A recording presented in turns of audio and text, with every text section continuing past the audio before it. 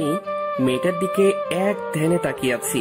ওই ছামড়া, একে তো আমার গায়ের উপর পড়েছিস, তার উপর এভাবে ড্যাপ ড্যাপ করে তাকিয়ে আছিস কেন? আগে আমাকে ওঠা। না না মানে মেয়েটার কথাই ঘোর কাটলো আমার। তারপর আমি তার গায়ের উপর থেকে উঠলাম। কি না মানে করছিস? মেয়ে দেখলেই গায়ের উপর উঠতে ইচ্ছে করে, তাই না? আপনি ভুল করতেছেন, আমি ইচ্ছে করে আপনার গায়ের উপরে উঠিনি। তোদের মতো ছেলেদের আমার চেনা আছে। তোর ভাগ্য ভালো আমি একটু কাজে যাচ্ছি, তা না হলে তোর খবর ছিল। মেয়েটা দেখতে তো সুন্দর, তবে এরকম ঝালমরিচের মতো ব্যবহার করেন কেন? কি বললি? আমি ঝালমরিচ? মেয়েটাকে রাগালে তো ভালোই লাগে, তাহলে একটু রাগিয়ে দেখি। শুধু ঝালমরিচ না, একেবারে পেট্টির মতো ব্যবহার করেন। তাছাড়া মুখে মনে হয় আধা কেজি ময়দা মেখেছেন। এবার তো মেয়েটা তেলে বেগুনে জ্বলে উঠল। কি বলি তুই? আমি পেতনি? আবার আমি ময়দা মাখি? আজকে তোর একদিনকে আমার যে কয়দিন লাগে। বলেই পাশ থেকে একটা লাঠি হাতে নিল মেয়েটি।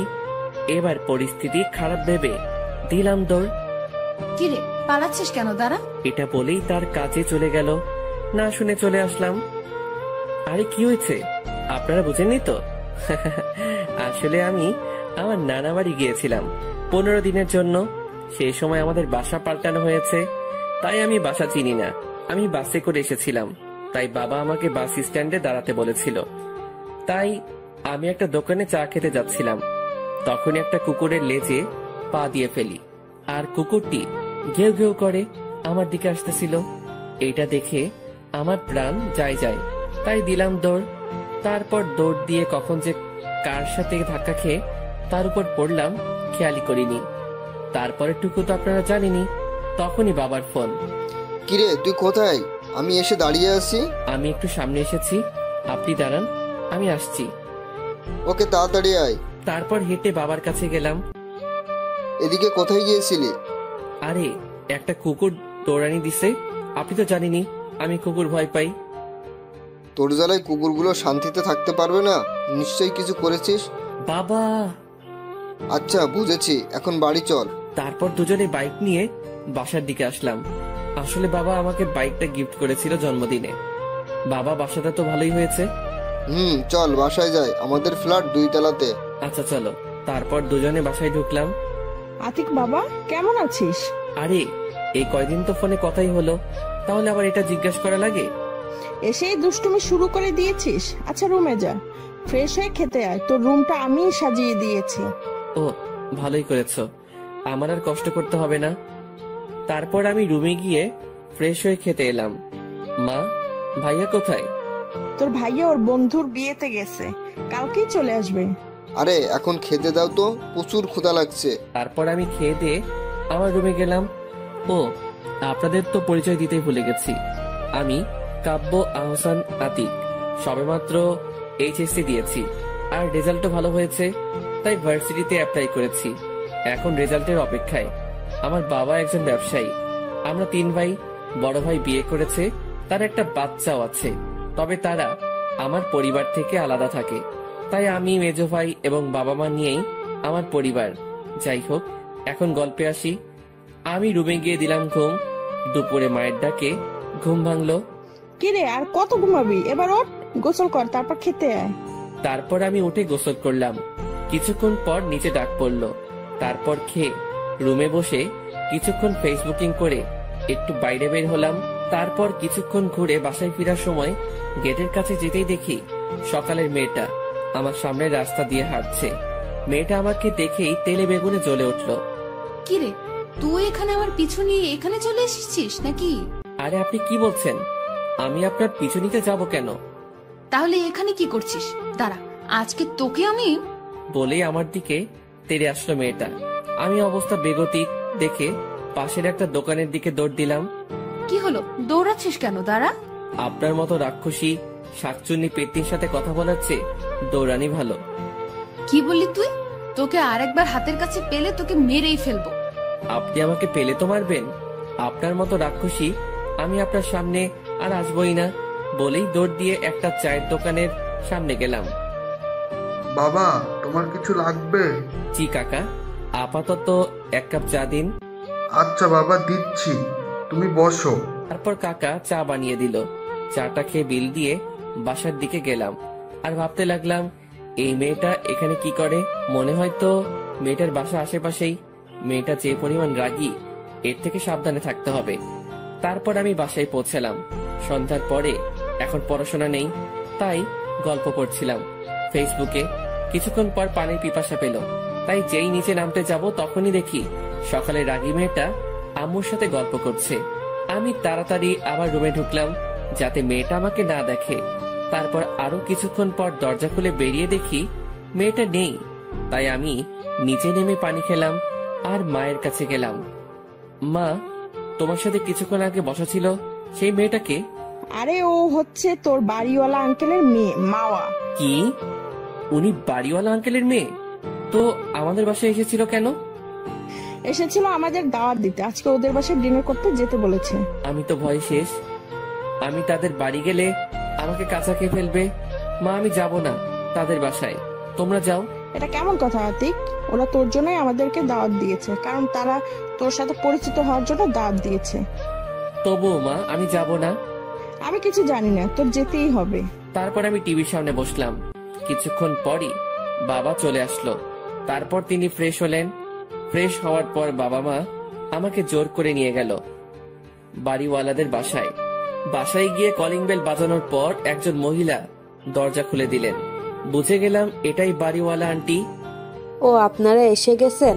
আসুন আসুন, ভিতরে আসুন, আমরা আপনাদের জন্য অপেক্ষা করছিলাম। তারপর আমরা ভিতরে গেলাম। আন্টি আমাদের বসতে বললেন। তারপর আমরা সোফায় বসলাম। আতিক, এই হলো তোর বাড়িওয়ালা আন্টি। ও, আসসালামু আলাইকুম আন্টি। ওয়ালাইকুম আসসালাম। বাবা, তুমি তাহলে আতিক? জি আন্টি, আমি আতিক। তারপর আঙ্কেল আসলো, তার সাথেও পরিচিত হলাম। তাদের সাথে বসে আড্ডা দিচ্ছিলাম। তখনই মামা আসলো। সে আমাকে খেয়াল করেনি। এ কি আন্টি, আমাকে ছাড়াই আড্ডা দিচ্ছ? না মা, আমি তোমাকেই খুঁজছিলাম। তাই? মা দাঁড়া, আগে তোকে আমার ছেলে আতিকের সাথে পরিচয় করিয়ে দিই। তারপর মামা এদিকে তাকিয়েই দেখে আমি নেই।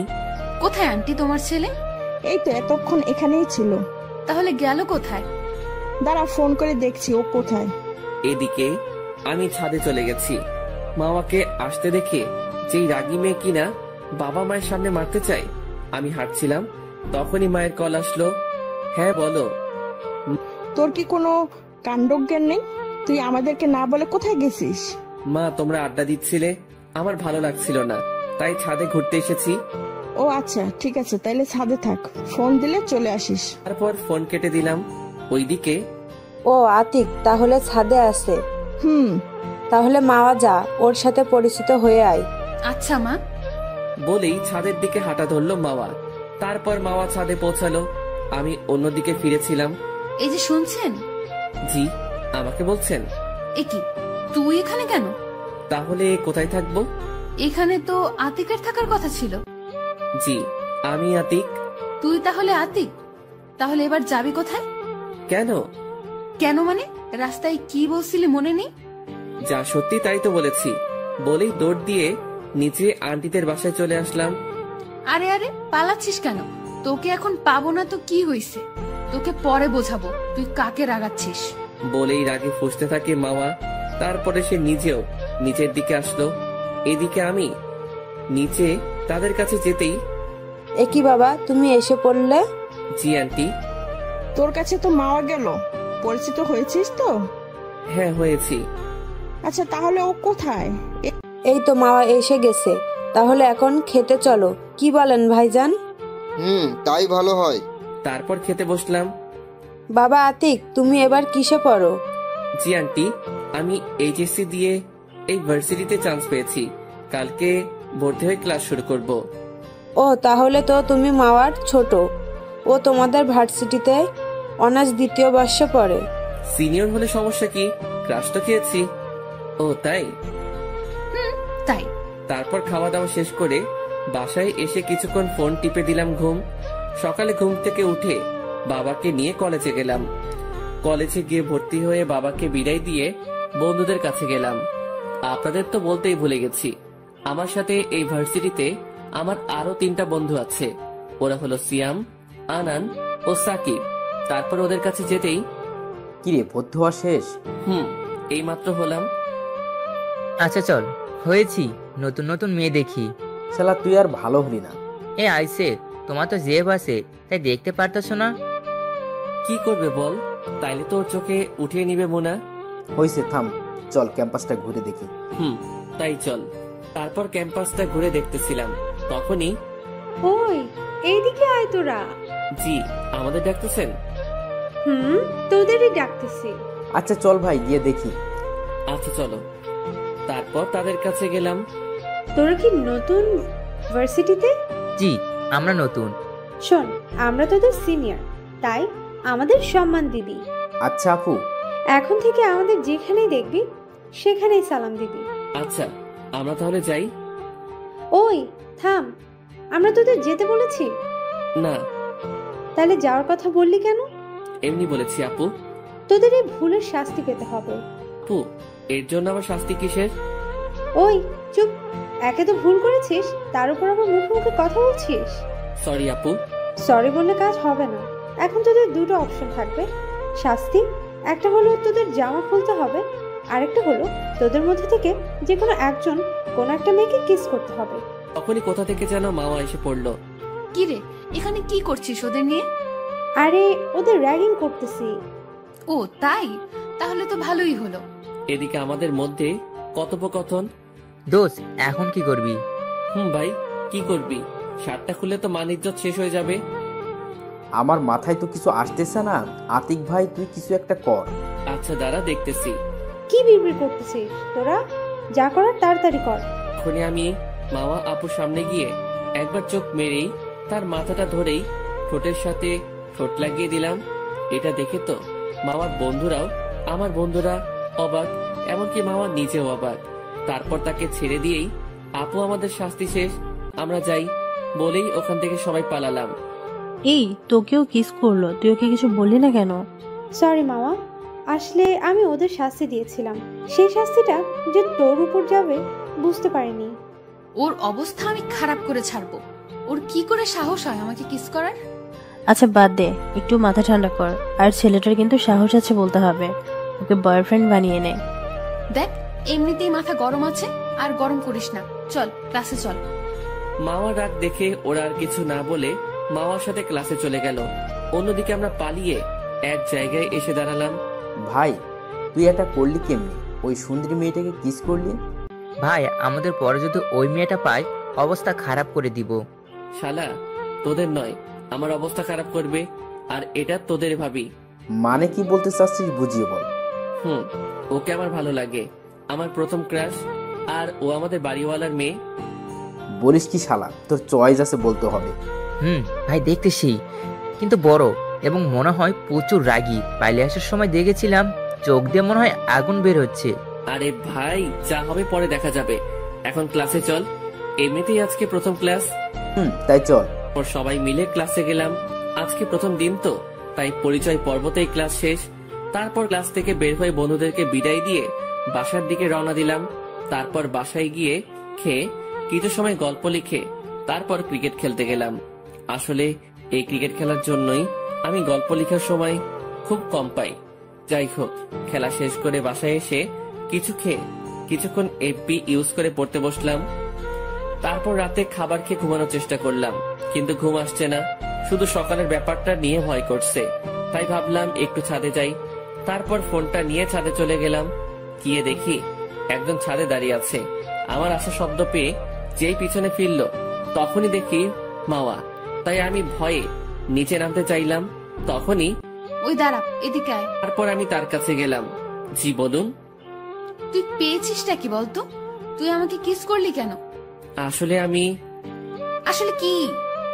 আমি তোমাকে ভালোবাসি। কি বললি? তুই জানিস আমি তোর বড়, তারপরে তুই এটা ভাবলি কি করে? বড় হয়েছে তো কি হয়েছে, বড় মেয়েরা কি তাদের থেকে জুনিয়র কাউকে বিয়ে করে না? করে, তবে আমি তোকে ভালোবাসতে পারবো না। তোকে যেন আমার চোখের সামনে আর না দেখি। বলেই ছাদ থেকে নিচে নেমে গেল মামা। আমি ছাদে দাঁড়িয়ে ভাবতে লাগলাম, আগে কখনো কাউকে দেখে ভালো লাগেনি। তোমাকে আমার এই মন চাই, তাই তুমি আমাকে যতই দূরে থাকতে বলো না কেন, আমি তোমার থেকে আমার ভালোবাসা আদায় করে নিবই। তারপর ছাদ থেকে নিচে নেমে দিলাম ঘুম। পরের দিন সকালবেলা আম্মুর ডাকে ঘুম থেকে উঠে নাস্তা করে কলেজে গেলাম। তারপর বন্ধুদের কাছে গেলাম। দোস্ত, একটা সমস্যায় পড়ে গেছি। কেন, তোর আবার কি হয়েছে? আর বলিস না ভাই, তোদের ভাবিকে কিভাবে পটাবো বুঝতেছি না। আরে ভাই, আগে তো প্রপোজ কর। আরে শালা, করেছি প্রপোজ, কিন্তু রিজেক্টেড। কিভাবে করলি প্রপোজ? তখনই দুটো মেয়ে আসলো। হাই, আমি তিথি। আর আমি অধরা। তারপর আমরাও আমাদের পরিচয় দিলাম। তো আপনারা কিসের জন্য এসেছেন? এই আপনি কি তুই করে বলেন? আমরা একই ইয়ারে পড়ি, তাই তোদের সাথে ফ্রেন্ডশিপ করতে এসেছি। আর আমরা এতক্ষণ তোদের কথা শুনেছি, এখন কিভাবে প্রপোজ করলি? তারপর আমি ওদের কালকে ঘটে যাওয়া সবকিছু বললাম। তাহলে এখন কি করবি? কিছুই তো মাথায় আসছে না। ওকে অনেক ভালোবাসি ভাই। আরে এত চিন্তা করিস না, তার পেছনের আঠার মতো লেগে থাকবে সবসময়। আরে ভাই, ওর যা রাগ আমার প্রচুর ভয় করে। তাহলে তার আশা ছেড়ে দাও। না, তা পারবো না। যতই কষ্ট হোক, ওকে আমার চাই। আমি ওকে অনেক ভালোবাসি। তারপরই দেখি মামা আপু কলেজ গেট দিয়ে ঢুকতেছে। তখনই আমি তার সামনে গেলাম। কিরে, তোকে কালকে না আমার সামনে আসতে না করলাম? তো আমি সত্যি তোমাকে খুব ভালোবাসি। দেখ, সকাল সকাল আমার মেজাজটা খারাপ করবি না। এমনিতেই কালকের ব্যাপারটা নিয়ে সবার সামনে যেতে পারছি না। দেখো, কালকের ব্যাপারটা তোমার বান্ধবীদের জন্য হয়েছিল। সেই জন্যই তো তোকে কিছু বলছি না, না হলে তোর খবর ছিল। এই বলে চলে গেল মামা। তারপর আমি বন্ধুদের কাছে গেলাম। শালা, এই মেয়ে নাকি অন্য কিছু। এই মেয়ে তোর বউ হলে তোর অবস্থা শেষ। আতিক, আচ্ছা বাদ দে ভাই, চল ক্লাসে যাই। চল, তবে শোন, এই মেয়ে মানে আমাদের হবু ভাবি, যতই রাগী হোক না কেন, যদি তোকে ভালোবাসতে শুরু করে তাহলে তোকে খুব ভালোবাসবে। তাই ভাবির পিছু ছাড়িস না। তারপর ক্লাসে গিয়ে সব ক্লাস করে বের হলাম।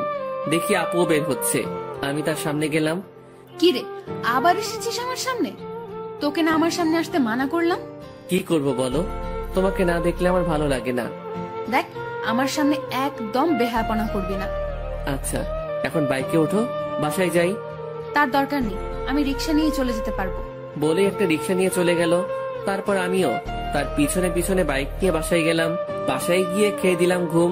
তারপর ঘুম থেকে উঠে দেখি ভাইয়া এসে পড়েছে। কি অবস্থা তোমার? শুনছি কার পিছনে নাকি ঘুরছো। না মানে থাক, বলতে হবে না, আমি সব জানতে পেরেছি। তোমার কোনো হেল্প লাগলে বলো, আমি আছি কিন্তু। আচ্ছা ভাইয়া, তুমি জানলে কি করে? আরে আমার বন্ধুরা বলেছে। তবে তোমার পছন্দ আছে বলতে হবে, তবে একটু সাবধানে, যতই হোক আমাদের বাড়িওয়ালার মেয়ে। আচ্ছা ভাইয়া। আমাকে একটু হেল্প করো না। কি হেল্প করতে হবে? আমাকে একটু নানু বাড়ি পাঠানোর ব্যবস্থা কর। ও, এই ব্যাপার? এত ভালোবাসা থাকলে বিয়েই তো করে নিতে পারো। কিভাবে করব বল? মা বাবাকে কিভাবে বলবো? আচ্ছা, আগে তোমাকে নানু বাড়ি পাঠাই, তারপর সেখান থেকে আসার পর না হয় বিয়ের ব্যবস্থা করাবো। আচ্ছা ভাই, যা করার করিস, আগে নানু বাড়ি পাঠা আমাকে। আচ্ছা, দেখছি। ও, আপনারা তো কিছুই বোঝেননি। আসলে নানু বাড়ি আমার খালাতো বোনের বান্ধবীর সাথে ভাইয়া রিলেশন করে। তার নাম নিঝুম, তাই ভাইয়ার নানু বাড়ি যাওয়ার এত ইচ্ছে। যাই হোক, তারপর বাইরে গিয়ে হালকা কিছু নাস্তা করে বাসায় এসে পড়তে বসলাম। কিছুক্ষণ পরে ছাদে গেলাম। তারপর মোবাইলে একটা গান শুনতে লাগলাম। কিছুক্ষণ পর মাওয়া এলো। কিরে, ছাদে কি করিস? তোকে যেন আর ছাদে না দেখি। কেন, ছাদে আসলে প্রবলেম কি? তোকে আসতে মানা করেছি তো, আসবি না। আমি আসবই তোমাকে দেখতে ছাদে, দেখি তুমি কত দাঁড়াতে পারো। এখন নিচে যা, আমাকে এখানে বসে শান্তিতে পড়তে দে। আচ্ছা ঠিক আছে, তোমার পড়ায় বিরক্ত করতে চাই না, তাই চলে গেলাম। তারপর নিচে চলে আসলাম। নিচে কিছুক্ষণ ফোন টেপার পর নিচে খেতে ডাক দিল। তারপর খাবার টেবিলে গিয়ে খেতে শুরু করলাম। বাবা ভাইয়াকে নানু বাড়ি পাঠিয়ে দাও কয়েকদিনের জন্য। কেন, কি হয়েছে? আসলে বাবা, আমি কতদিন নানু বাড়ি বেরিয়ে এসেছি, কিন্তু ভাইয়া যেতে পারিনি, তাই ভাইয়া রাগ করেছে। ও, এই ব্যাপার। আচ্ছা ঠিক আছে, তাহলে যাক, কয়েকদিন ঘুরে আসুক। তাইলে আজকে রাতের ভিতর ব্যাগ গুছিয়ে নে, কালকে সকালে চলে যাস। আচ্ছা মা। তারপর খাওয়া শেষে ভাইয়া আমাকে ধন্যবাদ দিয়ে চলে গেল। পরের দিন সকালবেলা মায়ের ডাকে ঘুম ভাঙলো। কিরে ওঠ, তোর ভাইয়া নানু বাড়ি যাবে, তোকে খাবার টেবিলে ডাকছে। আচ্ছা, আমি ফ্রেশ হয়ে আসতেছি। আমি ওয়াশরুমে গিয়ে ফ্রেশ হয়ে খাবার টেবিলে গেলাম। তারপর খেয়ে ভাইয়াকে নিয়ে বের হলাম। এটা আমাদের দুই ভাইয়ের মধ্যে একটি কাজ। আমি কোথাও গেলে সে দিয়ে আসবে, সে কোথাও গেলে আমি দিয়ে আসবো। কথা বলতে বলতে বাস স্ট্যান্ডে পৌঁছে গেলাম। তারপর বাইক থেকে নামলাম। শোন, কোনো সমস্যা হলে জানাবি। আর এই নে 2000 টাকা। টাকা নিয়ে আমি কি করব? এই টাকাটা দিলাম তোকে ফুল কেনার জন্য। প্রতিদিন কিরাশকে ফুল দিয়ে প্রপোজ করবি। কিন্তু টাকা তো আমার কাছে ছিল। টাকা থাকলেই বা কি, আমি টাকা দিয়েছি, রেখে দে। আচ্ছা ভাইয়া, সাবধানে যাবে, গিয়ে আমাকে ফোন করবে। আচ্ছা, গিয়ে তোকে তোর ভাবির সাথেও কথা বলাবো। আচ্ছা ভাইয়া। তারপর বাস স্টার্ট হলো। ভাইয়াকে বিদায় দিয়ে সেখান থেকে একটা ফুলের দোকানে গিয়ে ফুল কিনে কলেজের দিকে রওনা দিলাম। তারপর কলেজে পৌঁছানো মাত্রই দেখি আপুও কলেজে প্রবেশ করতেছে। আমি তার সামনে গেলাম। I love you. তুই আবার এসেছিস? তোকে বললাম তো আমি তোকে ভালোবাসি না। এই কথা তোকে কতবার বলতে হবে? কিন্তু আমি তোমাকে ভালোবাসি। আর যেন তোকে আমার পেছনে না দেখি। বলেই চলে গেল মামা। তারপর ওখান থেকে বন্ধুদের কাছে গেলাম। শালা আজকে থাপ্পড় খেলি? তো কি হয়েছে, ওকে তো আমি ভালোবাসি, তাই এই থাপ্পড় কিছু না। আচ্ছা ভাই, যা ভালো বুঝুস। ভাই তুই চিন্তা করিস না, আরো কষ্ট করতে হবে তোকে সাকসেস হতে হলে। এখন ক্লাসে চল। তারপর ক্লাস করে বের হলাম। গেটের কাছে দাঁড়িয়ে আছি মামার আসার জন্য, আর সে এসেও পড়লো। সে আমাকে দেখেও না দেখার ভান করে চলে যেতে লাগলো। এই যে মিস রাগি কিউটি। দেখ, সকালে থাপ্পড় মেরেছি, এখন কিছু করতে চাই না। এখন সামনে থেকে যা। তুমি মারলে আমাকে মারতে পারো, আমার সমস্যা নেই। ধুর বেহায়া। বলেই সামনে থেকে চলে গেল মাওয়া। তারপর একটা রিক্সা ডেকে রিক্সায় উঠে বাসার দিকে গেল, আর আতিক বাইক নিয়ে তার পিছনে বাসার দিকে গেল। সে রিক্সা থেকে নেমে বাসায় প্রবেশ করলো, আর আতিক বাইক পার্ক করে বাসায় গেল। তারপর বিকেলবেলা বাসা থেকে বের হওয়ার সময় বাড়িওয়ালা আঙ্কেলের সাথে দেখা হলো আতিকের। কি বাবা, কেমন আছো? জি আঙ্কেল, ভালো। আপনি কেমন আছেন? আমি ভালো আছি। তা বাবা, পড়ালেখা কেমন চলছে? জি আঙ্কেল, ভালোই। ও আচ্ছা বাবা, আমার মেয়েটাকে দেখে রেখো, ও তো তোমাদের ভার্সিটিতেই পড়ে। আচ্ছা আঙ্কেল, এটা তো এমনিতেই রাখবো। আচ্ছা, যাও তাহলে। আচ্ছা আঙ্কেল। তারপর সেখান থেকে চলে গেল খেলতে। তারপর খেলাধুলা করে বন্ধুরা মিলে কিছুক্ষণ আড্ডা দিয়ে সন্ধ্যায় নাস্তা করে বাসায় আসলো আতিক। তারপর পড়তে বসলো। পড়তে গিয়ে মনে পড়লো এ সময় মাওয়া ছাদে থাকে, এখন একটু দেখে আসি। তারপর ফোনটা হাতে নিয়ে ছাদে গেল আতিক। আতিক দেখে মাওয়া দোলনার উপর বসে খুব মনোযোগ দিয়ে বই পড়ছে। আতিক একটা গান ছেড়ে গান শুনতে শুনতে তাকে দেখতে লাগলো। তখনই আতিকের দিকে মাওয়ার চোখ পড়লো। তুই আবার এখানে এসেছিস? তোকে না এখানে আসতে মানা করলাম। কি করব বলো, তোমাকে না দেখে যে থাকতে পারি না। তুই প্লিজ এখান থেকে যা। আমি তোমাকে ভালোবাসি, কেন এটা বুঝতে পারছো না? বলছি না আমাকে এই কথা কখনো বলবি না, আমি তোকে ভালোবাসি না। বলেই বইটা হাতে নিয়ে নিচে গেল মাওয়া। তারপর আতিক গালে হাত দিয়ে নিচে চলে গেল। এভাবেই চলে গেল 1 মাস। 1 মাস পর আজকে আতিকের ভাইয়া বাসায় আসবে। আতিক তাকে আনতে যাচ্ছে। এই 1 মাস আতিকের ভাইয়া নানু বাড়ি ও খালা বাড়ি বেরিয়েছে। এদিকে আতিকের অবস্থা, এই 1 মাসে প্রতিদিন মাওয়াকে ফুল দিয়ে প্রপোজ করেছে, বিনিময়ে পেয়েছে শুধু থাপ্পড়। তবুও থামেনি। প্রতিদিন সকালে কলেজে ছুটির পরে আবার রাতে ছাদেও প্রতিদিন আতিকই অপমান করে থাপ্পড় মেরেছে। যাই হোক, অবশেষে আতিক বাস স্ট্যান্ডে এসে পড়লো। আতিক কিছুক্ষণের মধ্যে আতিকের ভাইয়াও এসে পড়েছে। বাস থেকে নেমে আতিককে জড়িয়ে ধরলো। কিরে, কেমন আছিস? এই তো ভালো ভাইয়া, তুমি? আমিও ভালো। চেহারা দেখে মনে হচ্ছে তো তুই ভালো নেই। মাকে এখনো তোর ভালোবাসা বোঝাতে পারিসনি? ভাইয়া, অনেকভাবে চেষ্টা করেছি, কিন্তু আমার ভালোবাসা ও একটু বুঝতে চায় না। চিন্তা করিস না ভাই, সব ঠিক হয়ে যাবে। তাই যেন হয়। তারপর আতিক ওর ভাইকে বিশ্রাম নিতে বলে আতিক কলেজে চলে গেল। আতিককে দেখেই ওর বন্ধুরা আতিকের কাছে আসলো। শোন, তুই আজকে ভাবিকে প্রপোজ করবি না। কেন? শালার কত থাপ্পড় খাবি এভাবে, তোর আর ভালোবাসা বুঝনো লাগবে না। ভাই, আমি ওকে প্রচুর ভালোবাসি, এটা তোরা জানিস, তাহলে তোরা কেন আমাকে বাধা দিচ্ছিস? দেখ ভাই, যে মেয়েটা এত দিনেও তোর ভালোবাসাটা বুঝলো না, তাকে আর ভালোবাসার প্রয়োজন নেই।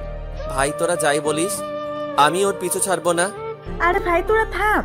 আতিক, তুই আরেকটু চেষ্টা করে দেখ কি হয়। তারপর আতিক দেখলো মাওয়া গেট দিয়েই কলেজে প্রবেশ করছে। সে তার বান্ধবীদের কাছে যাচ্ছে। তখনই আতিক তার সামনে গেল। তুই কি আমাকে একটু শান্তিতে থাকতে দিবি না? তোমাকে আমি ভালোবাসি, আর কি করে বোঝাবো বলো? তোকে কতদিন বলছি আমি তোকে ভালোবাসি না, তোকে প্রতিদিন মারি, তারপরও কেন বেহায়ের মতো আমার সামনে আসিস? তোর কি লাজ লজ্জা বলতে কিছুই নেই? নাকি তোর বাবা মা তোকে সঠিক শিক্ষা দিতে পারেনি? না হলে এত বেহায়া হয় কিভাবে? কলেজের সকল ছাত্রছাত্রী আতিকের দিকে তাকিয়ে আছে। ব্যাস, অনেক বলে ফেলেছেন আপনি, আর বলতে হবে না আপনার। আমি আর আপনাকে বিরক্ত করব না, থাকুন আপনি আপনার মতো। আজ আপনি বড় বলে আপনার গায়ে হাত তুললাম না, কারণ আমার মা বাবাই আমাকে শিখিয়েছে বড়দের গায়ে হাত না তুলতে। বলেই চোখ মুছতে মুছতে কলেজ থেকে বের হয়ে গেল আতিক। আতিকের বন্ধুরাও আতিকের পিছনে আসলো। তোকে নিষেধ করেছিলাম ওর কাছে যেতে, দেখলি তো এখন কি করলো? তোকেও সবার সামনে অপমান করলো, এমন কি তোর মা বাবাকে নিয়েও খারাপ কথা বললো। আরে বাদ দে ভাই, দেখছিস তো ও কতটা কষ্ট পেয়েছে, তার উপরে তোরা ওর সাথে এভাবে কথা বলছিস কেন? কি করব বল, ওকে এভাবে দেখতে কার ভালো লাগে বল? সরি ভাই, আসলে ও তোকে এমনভাবে অপমান করলো তাতে আমাদের মাথা খারাপ হয়ে গেছিল। প্লিজ ভাই, আমাকে ভুল বুঝিস না। ভাই তুই আমাদেরকেও মাফ করে দে, আমরা বুঝিনি মেয়েটা এত নিষ্ঠুর, তাহলে তোকে কখনোই এমন কথা বলতাম না। থাক, তোদের এখন সরি বলতে হবে না, এখন থেকে তোদের কথাই শুনবো। এখন বল, এই মুহূর্তে আমি কি করব? তোকে এখন শক্ত হতে হবে ভাই, তুই এখন থেকে আর ওর সামনে যাবি না। যদি ভুলবশত সামনে পড়েও থাকিস তখন তার সাথে কথা বলবি না, সব সময় তাকে এড়িয়ে চলবি। আচ্ছা যা, শত কষ্ট হলেও আমি এটা করব। আরো একটা কাজ করতে হবে, সব সময় আমাদের সাথে আগের যেমন থাকতি সেভাবে থাকতে হবে। আচ্ছা, চেষ্টা করব। চেষ্টা কি, সেভাবেই থাকতে হবে, না হলে তোর সাথে আমরা কথা বলবো না। আচ্ছা যা, সেইভাবেই থাকবো। আচ্ছা আজকে আমরা ক্লাসে যাব না কেউ, চল সবাই মিলে ঘুরতে যাব। বুঝতে পেরেছি, ওরা আমার মন ভালো করতে এটা করতেছে। আচ্ছা চল। তারপর সবাই মিলে ঘুরতে গেল। আর অন্যদিকে মাওয়া আতিককে অপমান করে ওর বান্ধবীদের কাছে গেল। ভালোই হয়েছে, এখন একটু শান্তিতে থাকতে পারবো। তুই ওকে এভাবে অপমান করলি কেন? তোকে ছেলেটা কত ভালোবাসতো। আরে ভাই বাদ দে তো, সবসময় আমাকে বিরক্ত করতো, এখন আর বিরক্ত হতে হবে না। তবে যাই বলিস, ছেলেটা তোকে অনেক ভালোবাসতো। আচ্ছা, আমার এরকম ভালোবাসার দরকার নেই, এখন ক্লাসে চল তো। তারপর ওরা ক্লাসে চলে গেল। আর এদিকে আতিকরা ঘুরে যে যার বাসায় চলে গেল। বাসায় গিয়ে রুমে গিয়ে ফ্রেশ হতে গেল আতিক। ফ্রেশ হয়ে এসে দেখে আতিকের ভাইয়া বিছানার উপর বসা। আতিককে আসতে দেখে আতিকের ভাইয়া আতিককে নিয়ে তার পাশে বসালো। ভাই কষ্ট পাস না, আমি সব জেনেছি। শোন, একটা কথা বলার ছিল, অবশ্য তোর এই সময় বলা উচিত না, তবুও বলছি, কারণ তুই ছাড়া আমাকে কেউ হেল্প করতে পারবে না। আরে সমস্যা নেই, বলো কি বলবে। আসলে নিজুমের বাসা থেকে ওকে বিয়ের জন্য চাপ দিচ্ছে, তাই তুই যদি একটু হেল্প করিস। আরে এই ব্যাপার আগে বলবে না? আচ্ছা, আমি আজকে বাবা মায়ের কথা বলবো। আচ্ছা, একটু এদিকটা সামলে নিস। আচ্ছা। আর একদম মন খারাপ করে থাকবি না। না ভাইয়া, তুমি চিন্তা করো না, আমি ঠিক আছি। আচ্ছা। বলে রুম থেকে চলে গেল আতিকের ভাই। তারপর আতিক বিছানায় বসে ভাবতে লাগলো, আতিক কি পারবে মাওয়াকে না ভালোবেসে থাকতে? এটা ভাবতেই চোখ দিয়ে পানি বের হলো আতিকের। কিছুক্ষণ পরেই তার আতিকের বাবা মায়ের অপমানের কথা মনে পড়ল। না, ওই মেয়েকে নিয়ে আর ভাববো না, আমাকে শক্ত হতে হবে। কিছুক্ষণ পর খেতে ডাকলো। খেতে ইচ্ছে করছিল না, তবুও গেল আতিক, কারণ আতিকের ভাইয়ের কথাটা তো বলতে হবে গিয়ে। খাবার টেবিলে বসলো আতিক। বাবা, আমার মনে হচ্ছে মায়ের সংসার চালাতে খুব কষ্ট হচ্ছে। ঠিক বলেছিস বাবা, আমারও মনে হচ্ছে। ও তাহলে তোমরা আমাকে নিয়ে ভাবো, কথাটা শুনে খুব শান্তি পেলাম। আচ্ছা তাহলে এখন তোর মতলবটা কি তাই বল। বাবা, আসলে আমি বলতে চাচ্ছি, ভাইয়াকে বিয়ে করালেই তো মায়ের কষ্টটা কমে যায়। তাই তো, তা করলেই তো হয়। কি বলো তুমি? তা হাবিব বাবা, তোর কি কাউকে পছন্দ আছে? আসলে মা, ভাইয়া তো একজনকে পছন্দ করে, ভাইয়া লজ্জায় বলতে পারতেছে না। ও তা মেয়ে থাকে কোথায়? মা, আমাদের নানু বাড়ির ওখানে রিমিয়াপুর বান্ধবী। ও আচ্ছা, তাহলে আমি তোর মামার সাথে কথা বলে মেয়ের খবর নিচ্ছি। আচ্ছা বাবা। তারপর খাবার খেয়ে রুমে গেল আতিক। কিছুক্ষণ পর আতিকের ভাইয়াও আতিকের রুমে আসলো। ভাই তোকে অনেক ধন্যবাদ। আর ধন্যবাদ দেওয়ার কি আছে এতে? আচ্ছা এই নে, তোর ভাবি তোর সাথে কথা বলবে। আচ্ছা দাও। তারপর আতিক তার ভাইয়ার হাত থেকে মোবাইল নিয়ে সালাম দিয়ে সে সালাম নিল। কেমন আছো আতিক? জি ভালো, আপনি? তুমি কিরকম ভালো আছো তা তো আমি জানি। আরে আপনি আমাকে তুমি করে বলছেন কেন? আমি আপনার ছোট ভাইয়ের মতো, তাই আমাকে তুই করে বলেন। আচ্ছা বলবো, শোন, একদম মন খারাপ করে থাকবি না। ওই রকম মেয়ের ভালোবাসা পাওয়ার থেকে না পাওয়া ভালো। আরে না ভাবি, সমস্যা নেই, আমি ঠিক আছি। শোন, তোকে শক্ত হতে হবে, তোকে দেখিয়ে দিতে হবে ও না থাকলেও তোর কিছুই হয় না। আচ্ছা ভাবি। শরীরের খেয়াল রাখবি। আপনি বিয়ের প্রস্তুতি নিন। যা ফাজিল। বলেই লজ্জায় ফোন কেটে দিল। তারপর ভাইয়াকে ফোনটা দিল আতিক। তারপরে আতিকের ফোনে একটা কল আসলো। ফোনটা হাতে নিয়ে দেখলো সিয়াম কল দিয়েছে। আতিক কলটা রিসিভ করলো। হ্যালো বল। কোথায় তুই? এই তো বাসায়। কেন? আমরা সবাই তোর বাসার নিচে আসি, তুই বের হ। আচ্ছা তোরা ভিতরে আয়। না থাক, তার দরকার নেই, তুই তাড়াতাড়ি বের হ। তারপর আতিক রেডি হয়ে বাসা থেকে বের হলো। কিরে তোরা আসলি কেন এদিকে? এমনি আসলাম, আজকে সবাই মিলে ঘুরতে যাব। ভাই আমি ভাবছি কোনো জরুরি কাজ, আর তোরা ঘুরতে যাবি। শালা তোর কি আমাদের সাথে ঘুরতে যেতে সমস্যা? না, তবে আজকে ভালো লাগছে না। চুপ শালা, চল আমাদের সাথে। তারপর ওদের জোরাজোরিতে ওদের সাথে যেতে হলো আতিকের। অন্যদিকে ক্লাস ছুটি হওয়ার পর মা দেখে আতিক ওর পিছু নেয়নি, তা দেখে ভাবতে লাগলো, উফ, ভালোই হয়েছে, আপদটা বিদায় করতে পেরেছি।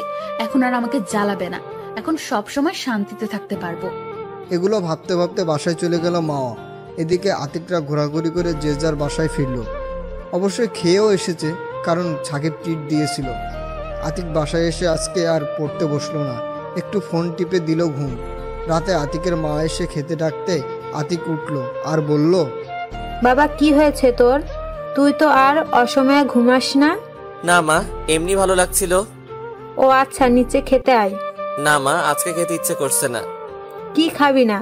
কেন জানিস না তোর বাবা তুই বাসায় থাকলে তুই না খেলে খায় না? আর তোর বাবা তোকে ডাকছে, কি যেন জরুরি কথা আছে। আচ্ছা চলো। তারপর আতিক তার মায়ের সাথে খেতে গেলে গিয়ে দেখে তার ভাইয়াও এসেছে এবং বাবাও বসে আছে। আমাকে ডেকেছেন বাবা?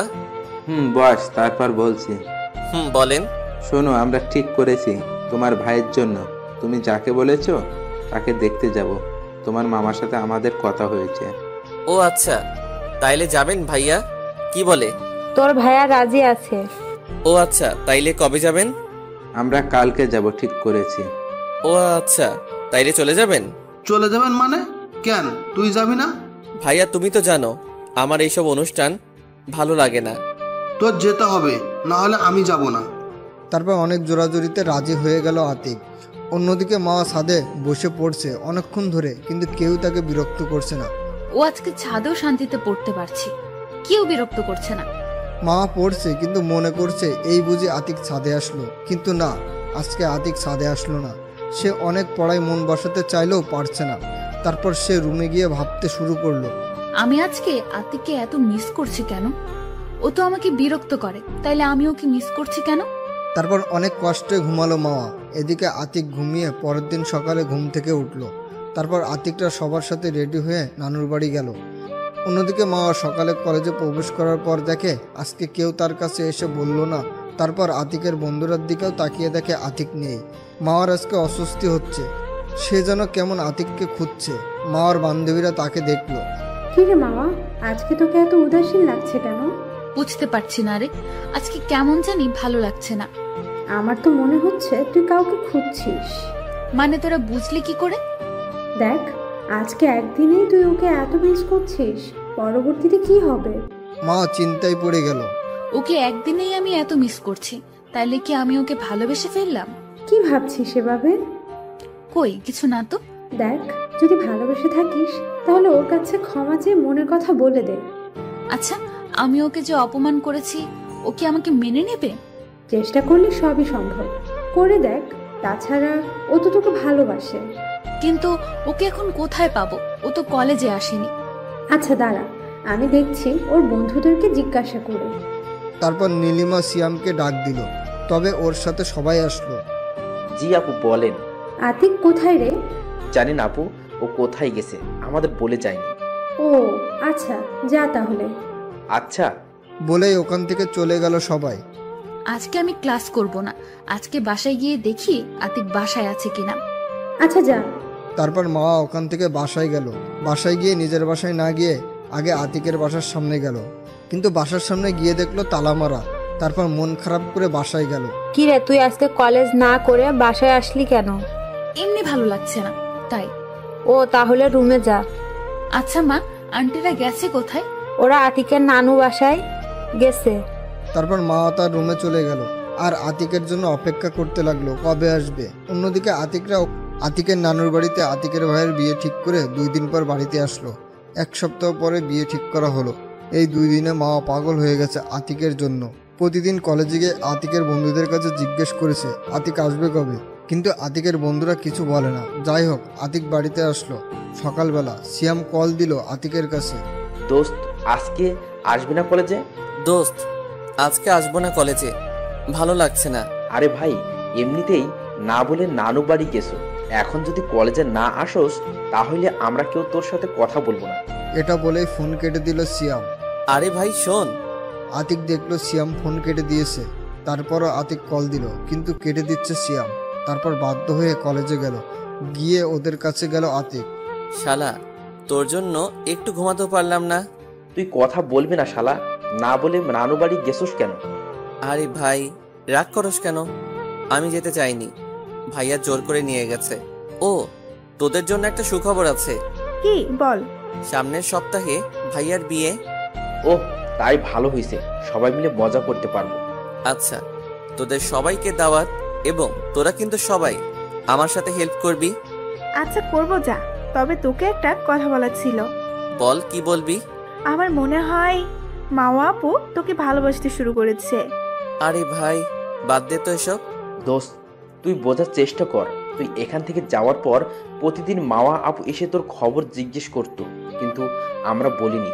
শোন ভাই, তোরাই তো আমাকে ওর থেকে দূরে দূরে থাকতে বলেছিস।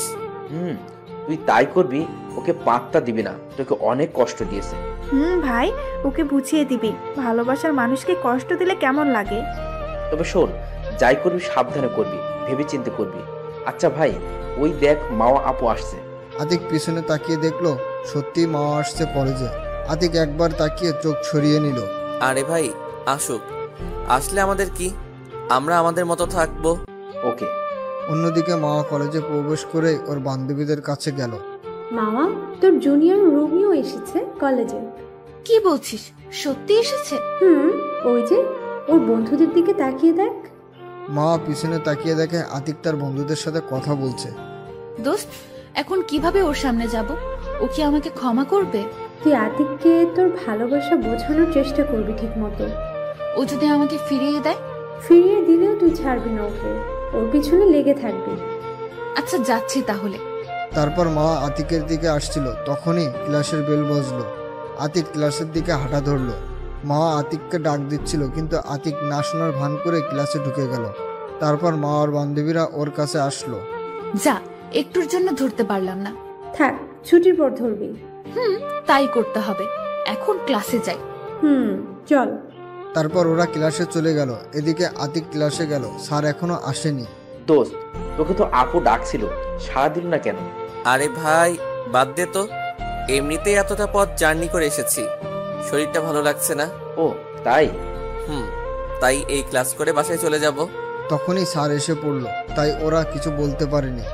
তারপর আতিক একটা ক্লাস করে বাসায় চলে আসলো, আর শরীর খারাপ থাকায় দিল এক ঘুম। এদিকে মার ক্লাসে মন নেই, তার শুধু আতিককে নিয়ে চিন্তা, কখন ক্লাস শেষ হবে আর আতিকের কাছে যাবে। অবশেষে তার সবগুলো ক্লাস শেষ হলো এবং তাড়াতাড়ি গুছিয়ে বাইরে আসলো, কিন্তু বাইরে এসে দেখে আতিক নেই ওর বন্ধুদের সাথে। তারপর সিয়ামকে ডাক দিল। ওই সিয়াম, এদিকে আসো।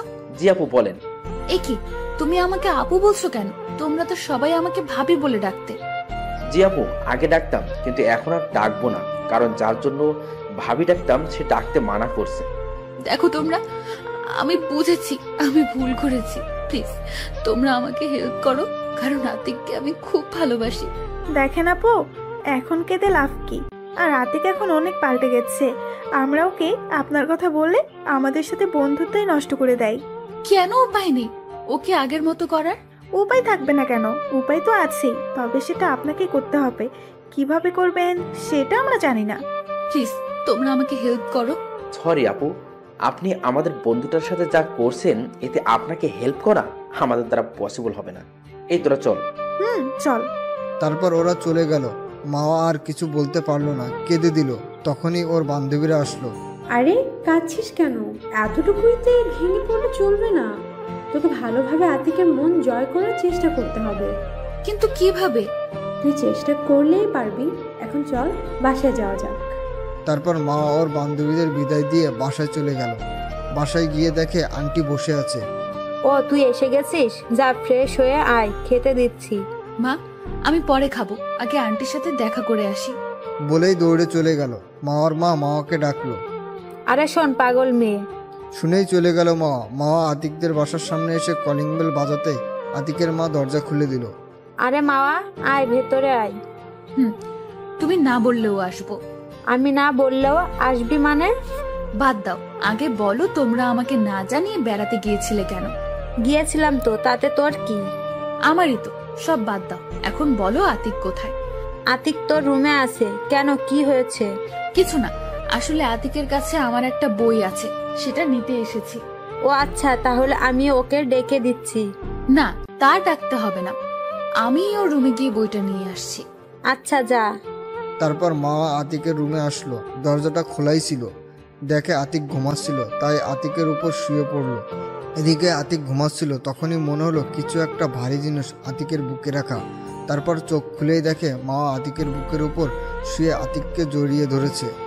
আতিক এক ঝটকায় তাকে নিজের কাছ থেকে ছাড়িয়ে নিল। তারপর আতিক বিছানা থেকে নামলো। সেও ঝটকা খাওয়ায় আতিককে উঠে যেতে দেখে বিছানায় উঠে বসে। আপনি এখানে কি করছেন? আমি এখানে কি করছি মানে? আর কিছুদিন পর এটা আমারও রুম হবে। এটা আপনার রুম হবে মানে? আমাদের বিয়ে হলে তো এটা আমারও রুম হবে। কি আবল তাবল বলছেন? এটা আমাদের বিয়ে হবে মানে? আপনি কি পাগল হয়েছেন? হ্যাঁ, আমি পাগল হয়েছি তোমার ভালোবাসায়। আমি তোমাকে ভালোবেসে ফেলেছি। আগের ব্যবহারের জন্য প্লিজ তুমি আমাকে মাফ করে দাও। বাহ, তুই থেকে তুমিতে চলে গেলেন, ভালো তো।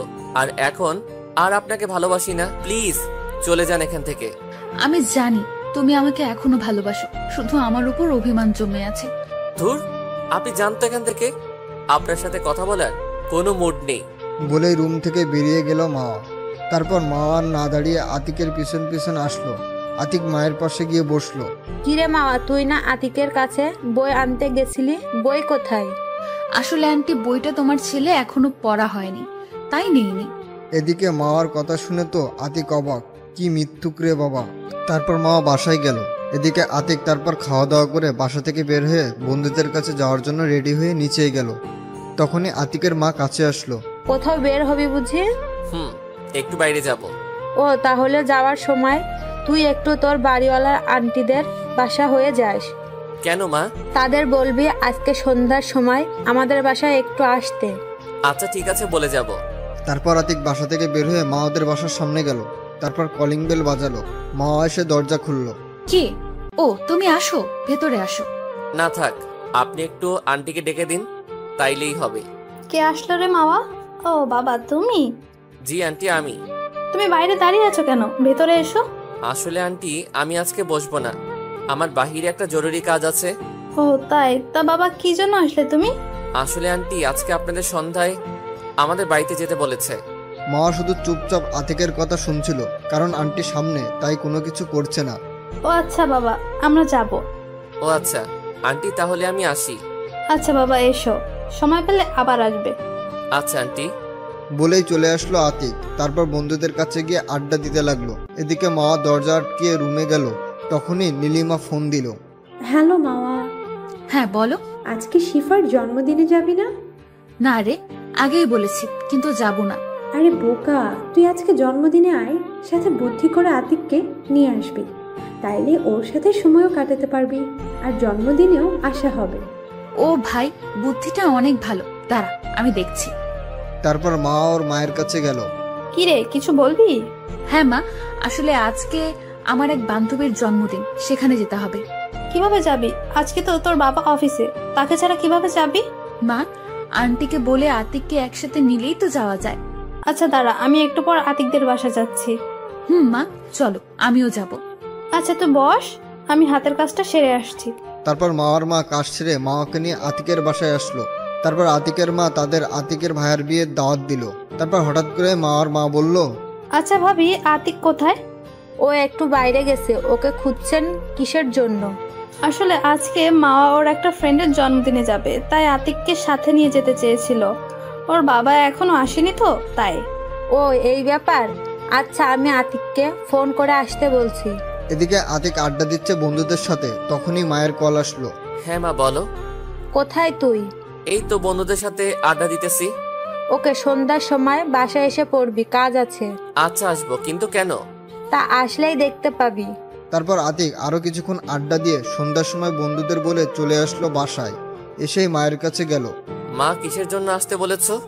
রুমে গিয়ে রেডি হয়ে আয়, একটা জন্মদিনের অনুষ্ঠানে যেতে হবে। কোথায় যেতে হবে আমাকে? আমাকে তো আগে বলনি, আর তুমিও তো রেডি হওনি। আমি কি তোর সাথে যাব যে রেডি হব? তাহলে কে যাবে? তোর সাথে তো মাওয়া যাবে, ওর বান্ধবীর জন্মদিনে। কি মা? না আমি যাব না। কেন যাবি না? সমস্যা কি? না মা, কোনো সমস্যা নেই, তবুও আমি যাব না। আমি তোকে যেতে বলছি, তুই যাবি। তোর আন্টি আমাকে অনেক করে বলে গেছে।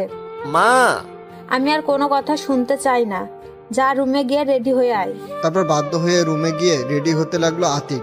একটা সবুজ রঙের শার্ট ও একটা ব্ল্যাক জিন্স পরে বের হলো আতিক। বের হয়ে এসে দেখে মা রেডি হয়ে বসে আছে। আতিক তো তার দিকে একবার তাকিয়ে ক্রাশ খেয়ে গেল। একটা সবুজ রঙের থ্রি পিস পরা ও চোখে গাঢ় কাজল এবং মুখে হালকা মেকআপ, অনেক সুন্দর লাগছে। তবে আতিক কিছুক্ষণ তাকিয়ে থাকার পরেই আতিকের ঘটনাগুলো মনে পড়লো, তাই চোখ নামিয়ে নিল। এদিকে মা সেই ব্যাপারটা বুঝতে পেরেছে, তাই আতিক নিচে নামতে মা ওর সামনে আসলো। আমাকে আজকে কেমন লাগছে? আতিক কোনো কথা না বলেই চলে যাচ্ছিল, তখনই মা আতিকের হাত ধরলো। আপনি আমার হাত ধরেছেন কেন? আমার প্রশ্নের উত্তর না দিয়ে যাচ্ছ কেন? আমি আপনার প্রশ্নের উত্তর দিতে বাধ্য নই। আচ্ছা, তোমার উত্তর দিতে হবে না। এভাবে বের হয়েছো কেন? আমি কিভাবে বের হব এটা আমার ব্যাপার। মা তখনই আতিকের হেয়ার স্টাইলটা নষ্ট করে দিল।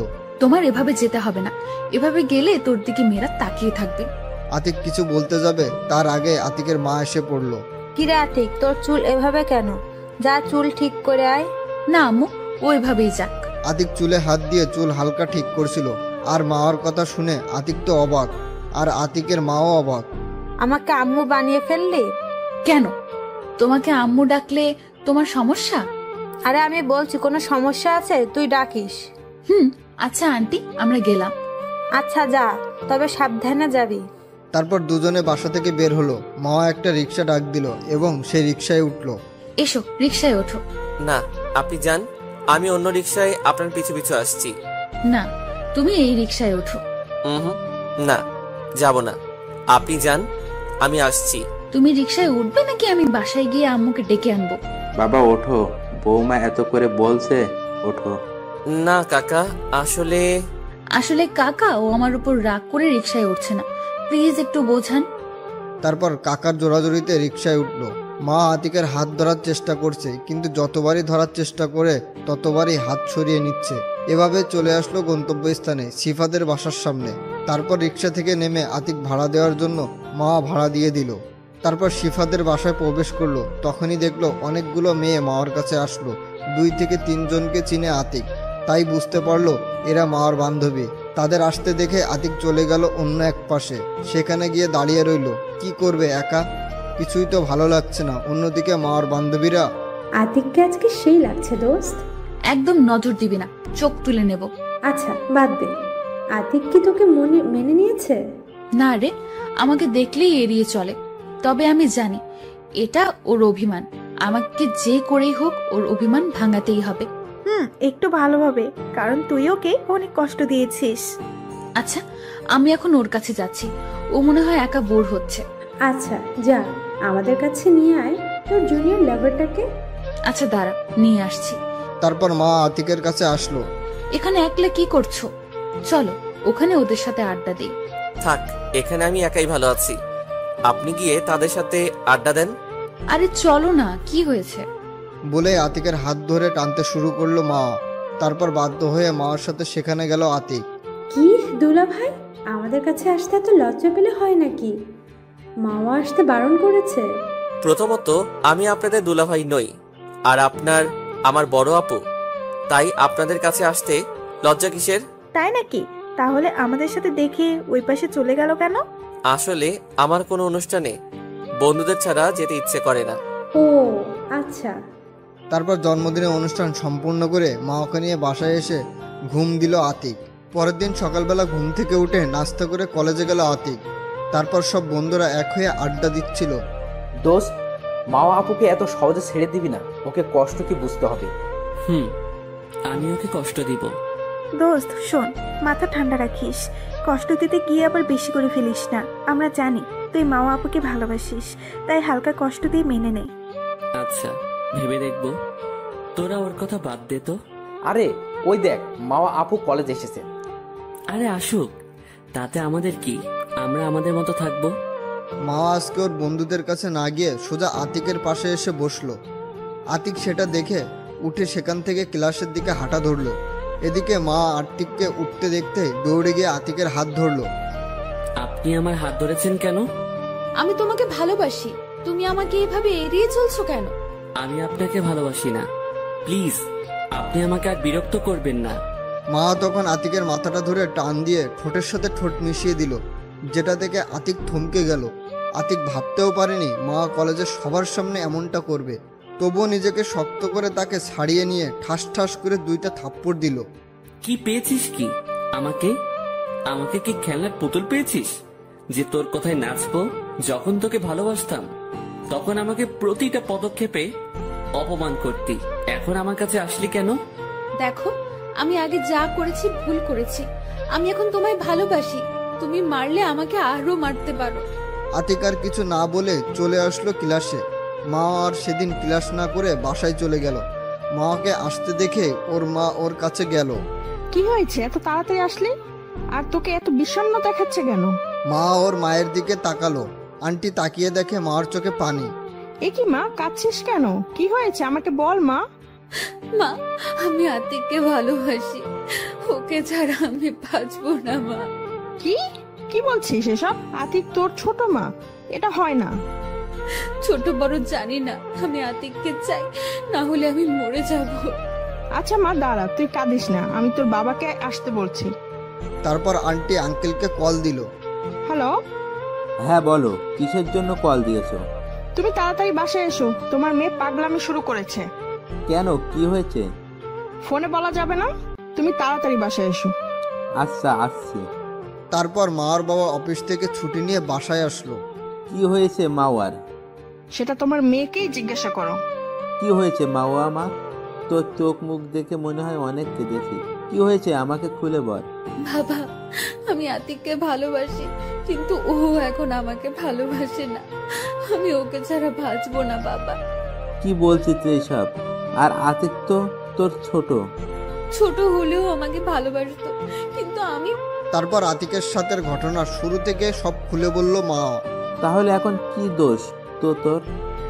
দোষ আমার, কিন্তু আমি এখন আতিককে সত্যি খুব ভালোবাসি, আমি আতিককে ছাড়া বাঁচবো না।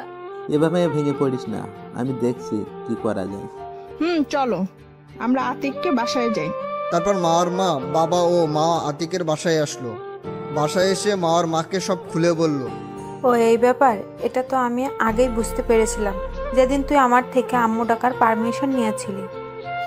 তাহলে এখন ছেলের বউ করে নাও। কেন রে, আমার ছেলেটা তোকে একেবারে পাগল করে ফেলেছে ওর প্রেমে। আচ্ছা যা, তোকে আমার ছেলের বউ করব। সত্যি বলে খুশিতে জড়িয়ে ধরলো মা।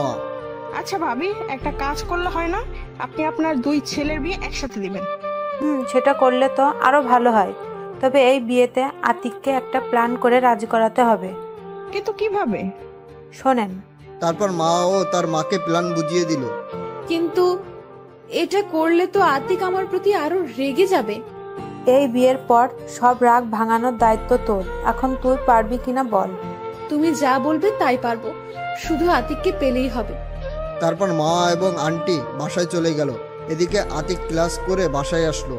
বাসায় এসে দেখতে পায় মা বাবা দুইজনেই কি যেন কথা বলছে। আতিককে দেখেই থেমে গেল। তোর এই কাজটা করতে লজ্জা করলো না? ছি, তুই এত খারাপ। এ কি বাবা, আমি কি করেছি? তোমরা আমার সাথে এভাবে কথা বলছো কেন? কি করব মানে? তুমি কি জানো না মামা তোমার বাচ্চার মা হতে চলেছে, আর তুই বলছিস কিছু করিনি? কি কি এসব যাতা বলছো মা? আমি এসব কিছুই করিনি। চুপ বিয়াদব, অপরাধ করে আবার মিথ্যা বলা হচ্ছে। বাবা বিশ্বাস করো, আমি কিছু করিনি। চুপ, কোনো কথা বলবি না। সামনের সপ্তাহে তোর ভাইয়ের সাথে বিয়ে। বাবা আমি এই বিয়ে করতে পারবো না। বাবা প্লিজ বিশ্বাস করো, আমি কিছু করি নাই। আমরা তোমার এত কথা শুনতে চাই না। তুই যদি এই বিয়ে না করিস তাহলে আমাদের মান সম্মান কিছু থাকবে না, আমাদের গলায় দড়ি দিয়ে মরতে হবে। কি বলছো এসব তোমরা? ঠিকই বলছি, এখন তুই বিয়ে করবি কিনা বল। ওকে, আমাকে তোমরা বলির পাঠা করলে যাও, তোমাদের যা ইচ্ছা করো, আমি কিছু বলবো না। বলে রুমে চলে গেল আতিক। চলে যাওয়ার পর আতিকের বাবা ও মায়ের মধ্যে কথোপকথন। আমরা কাজটা কি ঠিক করছি? আরে তুমি চিন্তা করো না তো, ওর মাওয়ার উপর একটু অভিমান আছে, ভেঙে গেলেই শেষ। তুমি যতটা সহজভাবে বলছো ততটা সহজ না। আমরা ছেলেটার মন ভেঙে দিয়েছি, মনে হয় না এরপর আমাদের সাথে ঠিকভাবে কথা বলবে। একটু চিন্তার বিষয়, তবে আগে বিয়েটা হোক, তারপর ভেবে দেখব। এদিকে আতিক রুমে গিয়ে ভাবছে, মেয়েটা পেয়েছে কি আমাকে কি খেলার পুতুল মনে করে? এসব ভাবতে ভাবতে বিকেল হয়ে গেল। দুপুরে খায়নি আতিক, খেতে ডেকেছিল আতিকের মা। তারপর কে যেন দরজায় নক করলো। আতিক, দরজাটা খুলতো। তারপর গিয়ে দরজা খুলে দিল আতিক। কি শুনছিস সব? তোরও বিয়ে হবে নাকি আমার বিয়ের সাথে? মা বাবা তো বললো। কি হয়েছে আমাকে খুলে বলতো। তারপর আতিক তার ভাইয়াকে বলল, বাবা মা কি বলছে সবকিছু। তোমার মনে হয় কি আমি এসব কিছু করেছি?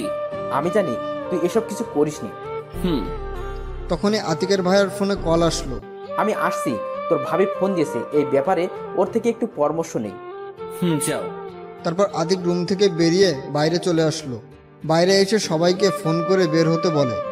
চলে গেল আড্ডাখানায়, গিয়ে দেখে আনান দাঁড়িয়ে আছে, আর ওরা দুজন বাইক থেকে নামলো, আর সবাই বসলো সবাই আড্ডা দিতে। আতিক, তোর মুখটা আজকে এত শুকনো শুকনো লাগছে কেন? এমনি। কি হয়েছে প্লিজ আমাদের খুলে বল। শুনো, তাহলে সব বললাম। তার মানে তুই দুপুরে কিছুই খাসনি? চল খেতে চল। এখন দরকার নেই। শালা উঠ, তুই খাবি আর খেতে খেতে কথাও বলবো। তারপর সবাই একটা রেস্টুরেন্টে গেল, খাবার অর্ডার করে বসলো। দোস্ত, আমি বাসায় খাবার খাবো না, 1 মাস কিছু একটা ব্যবস্থা করতে হবে। আরে সমস্যা নেই, আমার যে ফান্ডে টাকা রাখছিলাম সেটা দিয়ে আমরা 4 জন 1 মাস বাইরে খাবো। সেটা করলেই তো হয়। ভাই, ওইটা দিয়ে দূরে কোথাও ঘুরতে যেতে চেয়েছিলাম। শালা ঘোরাঘুরি পরে, আগে সমস্যা সমাধান করতে হবে। আচ্ছা, তোদের ইচ্ছা। দোস্ত, বাবা আপুর ব্যবস্থা কি করবি সেটা দেখতে থাকো। আপনারা কিসের টাকা বুঝেননি তো? এটা আতিকটা 4 বন্ধু মিলে টাকা রাখতো, একসাথে সবাই মিলে দূরে ট্যুর করতে যাবে বলে, কিন্তু এখন সেই টাকাই খরচ করতে হচ্ছে। তারপর খেয়ে দিয়ে কিছুক্ষণ আড্ডা দিয়ে বাসায় গেল। বাসায় গিয়ে সোজা রুমে ঢুকলো। অবশ্যই মা জিজ্ঞেস করছিল কোথায় গিয়েছিল, কিন্তু আতিক কোনো উত্তর দেয়নি। এভাবে করতে করতে আতিকদের বিয়ে হয়ে গেল। ভাইয়া বাসর ঘরে ভাবের কাছে চলে গিয়েছে। আতিক এখনও মা বাবার সাথে কথা বলে না, খাবারও খায় না। বাবা মা আতিককে অনেক খেতে বলেছে, কিন্তু খায়নি। কোনো কথা বলতে এলেই এড়িয়ে চলেছে।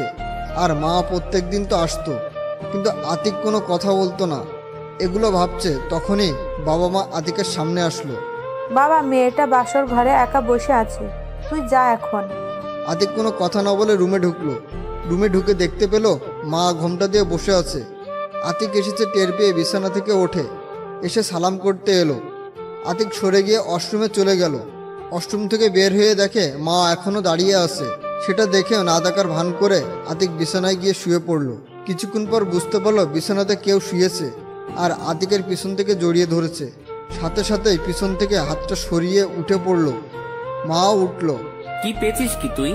তোকে স্পর্শ না করা আমি এখন তোর পেটের সন্তানের বাবা?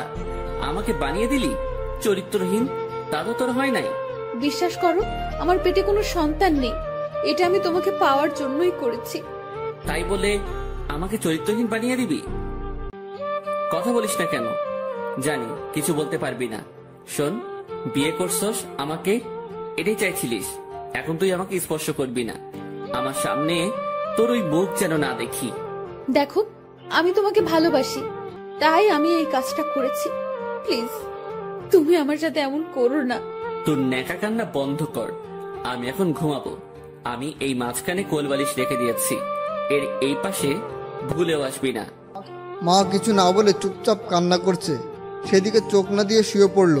আতিক কখন যে ঘুমিয়েছে নিজেও জানে না। কারো কান্নার আওয়াজে ঘুম ভেঙে গেল।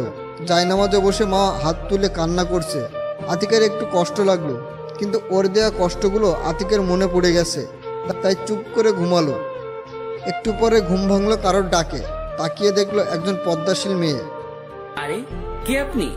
আরে আমি মাওয়া। তুমি আমাকে এই মুখ দেখাতে মানা করেছো, তাই এভাবে আসলাম। ও আপনি? তা এভাবেও না আসলে খুশি হতাম। আমার তো আসতেই হবে। আর এই নিন চা। সরি, আমি চা খাই না।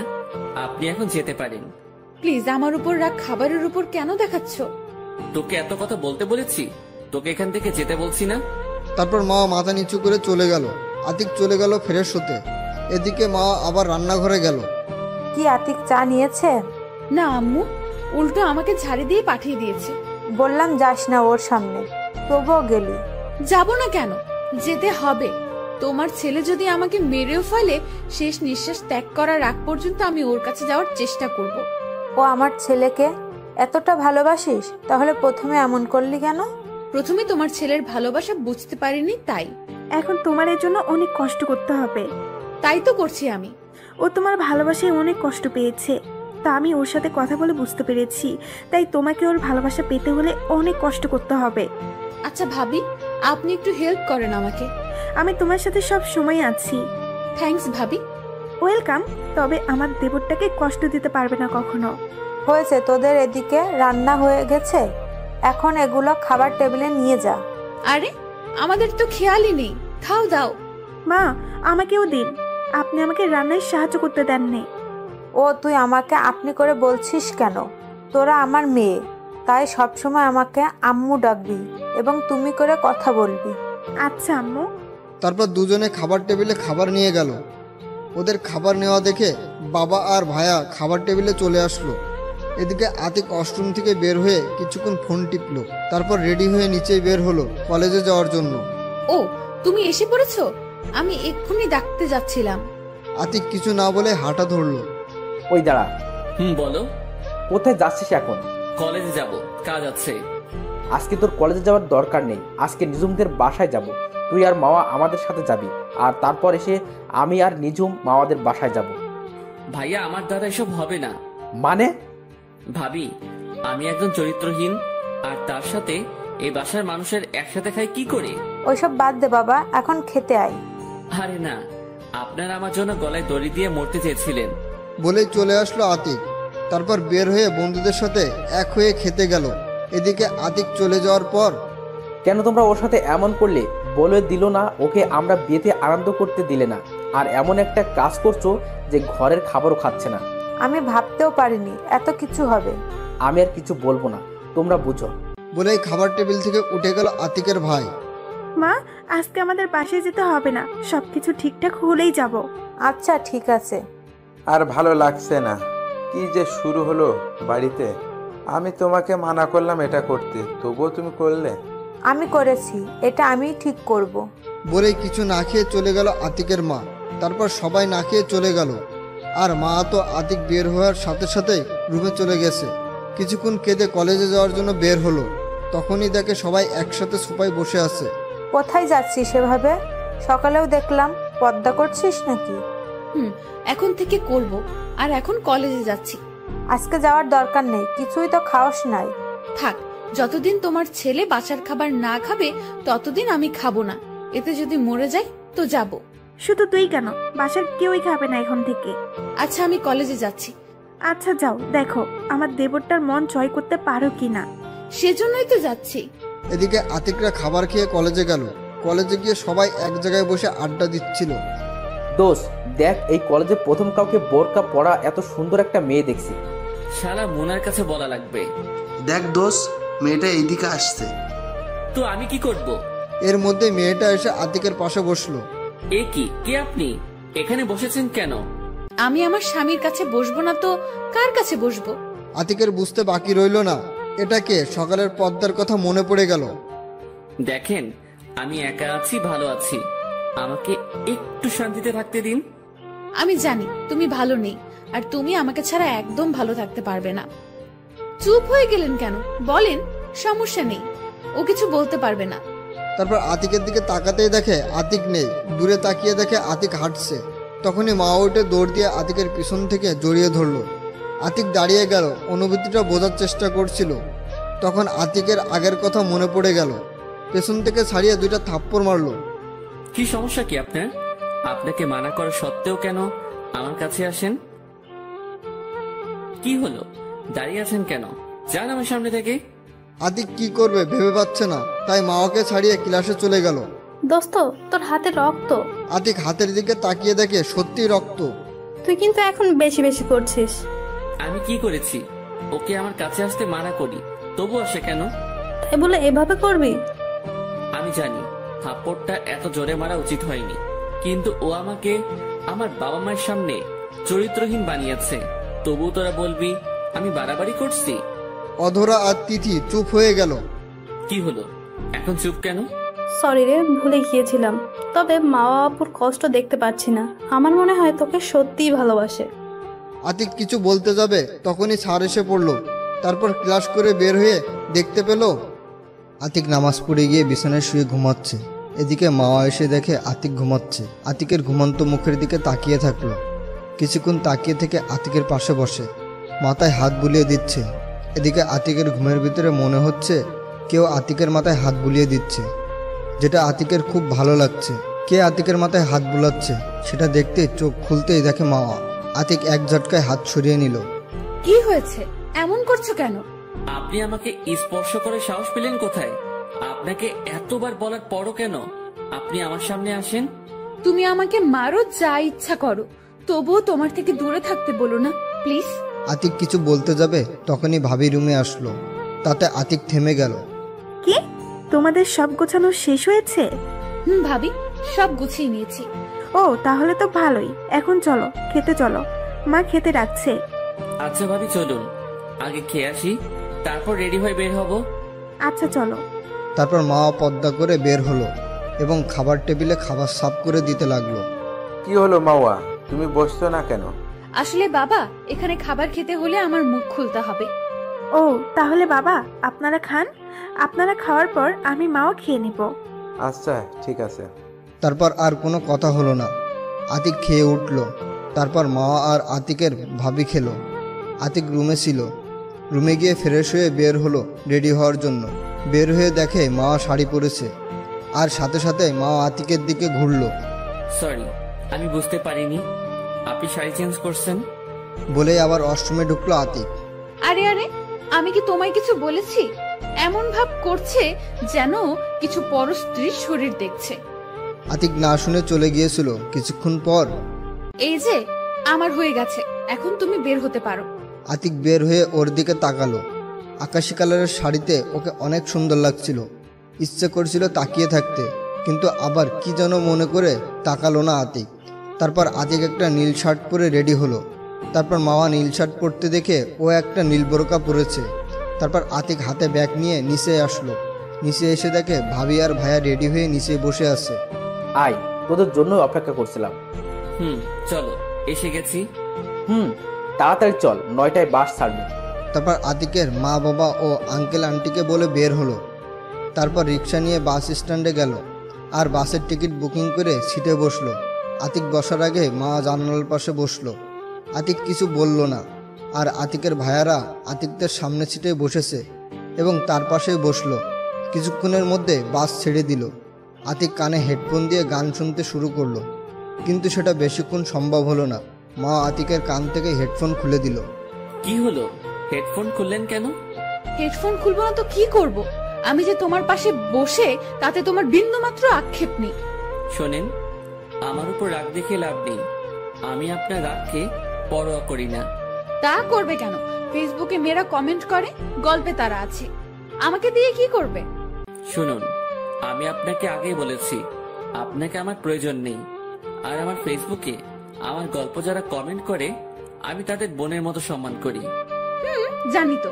শোনো, আমার সাথে একটু গল্প করলে কি হয়? দেখো ভাবিরা কত রোমান্টিক ভাবে তাদের ট্রাভেলটা এনজয় করছে। এসব আমার সাথে করতে আসবেন না, ওকে? আমাকে একটু শান্তিতে থাকতে দিন। মা আর কিছু করলো না, শুধু আতিকের দিকে তাকিয়ে আছে আর চিন্তা করছে। এই কি সেই আতিক যে আমার শত অপমান সহ্য করেও আমার পিছু পড়েছিল? এই কি সেই আতিক যে আমার ভালোবাসা পাওয়ার জন্য কত থাপ্পড় খেয়েছে আর এখন আমাকে দেখতেই পারছে না? না, ওর উপর অনেক অত্যাচার করেছি, তাই আমাকে ওর দেওয়া কষ্ট সব সহ্য করতে হবে। এটা ভাবতে ভাবতে কেঁদে দিল মা। এদিকে আতিক গান শোনা অবস্থায় মার দিকে তাকাতেই দেখে কাঁদছে। আতিক ভাবতে লাগলো, এতটুকুতেই এই অবস্থা? আর আমাকে কত কষ্ট দিয়েছে। কাঁদো কাঁদো, তোমাকে আরো অনেক কষ্ট সহ্য করতে হবে। তারপর বিকেলবেলা বাস পৌঁছে গেল। ভাবি, আপনার কোনো বোন আছে? আছে, কেন?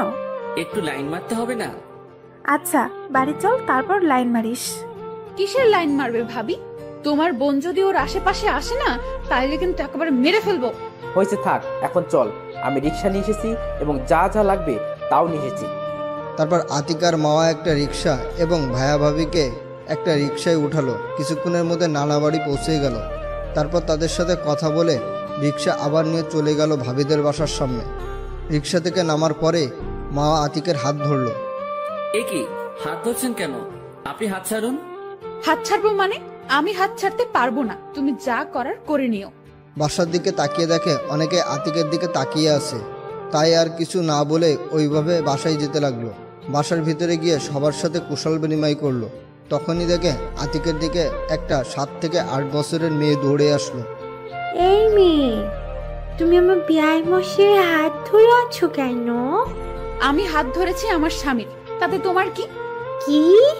ওসব স্বামী টামি হবে না, এখন আমি বিয়াইয়ের সাথে প্রেম করব।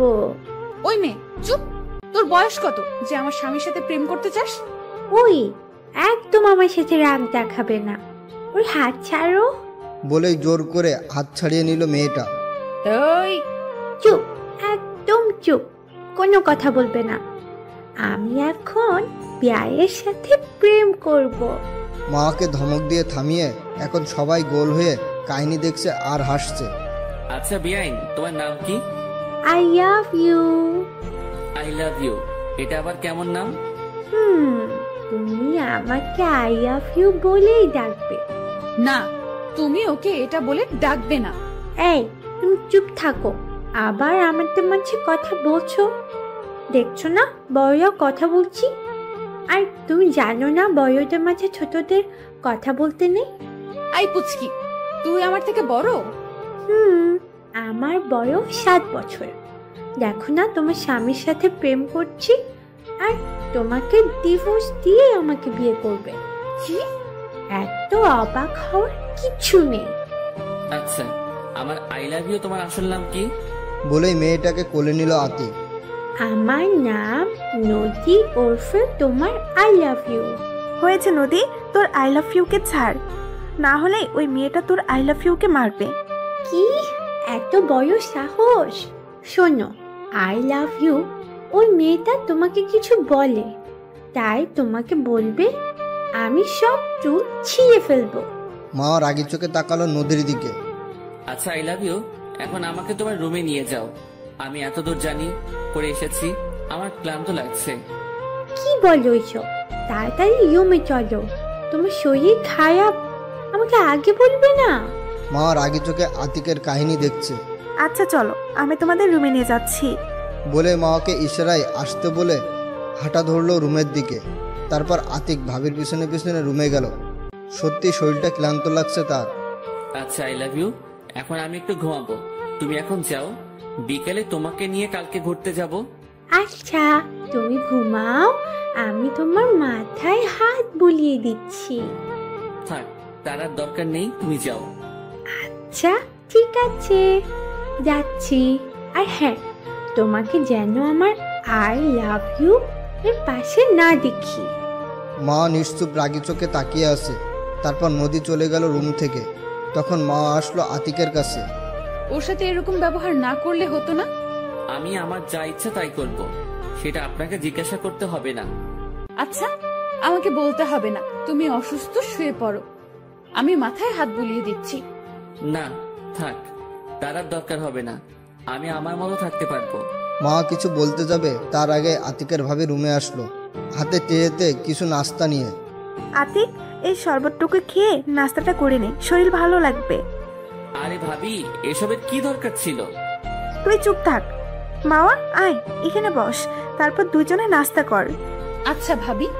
বলে আতিকের পাশে এসে বসলো মা। তারপর দুজনে নাস্তা করার পর তাই ফোনটা হাতে নিয়ে বসে ফেসবুকে ঢুকলো আতিক। তারপর কিছুক্ষণ বন্ধুদের সাথে চ্যাটিং করে আইডি লগ আউট করে নিচে গেল আতিক। তখনই মা আতিকের পিছনে নিচে আসলো। আতিককে দেখে নদী দৌড়ে আতিকের কাছে আসলো। I love you. তোমার শরীরটা এখন কেমন আছে? I love you. আমার শরীরটা এখন ভালো আছে। বলে নদীকে কোলে নিল আতিক। তারপর সবাই মিলে কিছুক্ষণ আড্ডা দিল। তবে মার মনটা খারাপ ছিল, কিন্তু আতিক কিছু বলেনি। আড্ডা শেষে ভাবি সবাইকে খাবার টেবিলে নিয়ে গেল। আতিক ভাইয়া, তালুই এবং ভাবির কিছু আত্মীয় টেবিলে বসেছিল। মা বসেনি, কারণ ভাবির সাথে খাবে। টেবিলে খাবারের দিকে তাকিয়ে তো মাথা নষ্ট হয়ে গেছে। ভালোই হয়েছে, ভাইয়ার সাথে এসে এখন আতিকও জামাইয়ের মতো খেতে পারবে। তারপর সবাই খাওয়া শুরু করলো।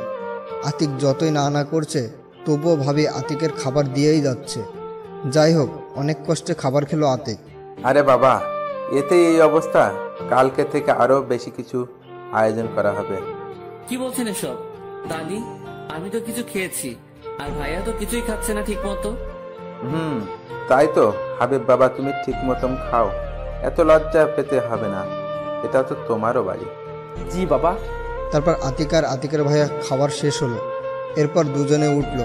আতিক ভাইকে বলে রুমে চলে আসলো, আর সেও রুমে গেল। আতিক বিছানায় বসে এফবি চালাচ্ছিল। তখনই নদী আতিকের রুমে আসলো। কি করছো? I love you. এই তো কিছু না, এমনি বসে আছি। ও, আমি কার্টুন দেখবো, আমাকে কার্টুন দেখাও। আচ্ছা আসো, আমি দেখাচ্ছি।